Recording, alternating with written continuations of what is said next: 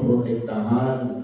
Katulad po ng aking pagsuspetsya, ang malalaking kumpanyang nagtutulak ng wind and solar, ginagamit po ang wind and solar bilang Trojan horse para makapasok sa LNG importation business.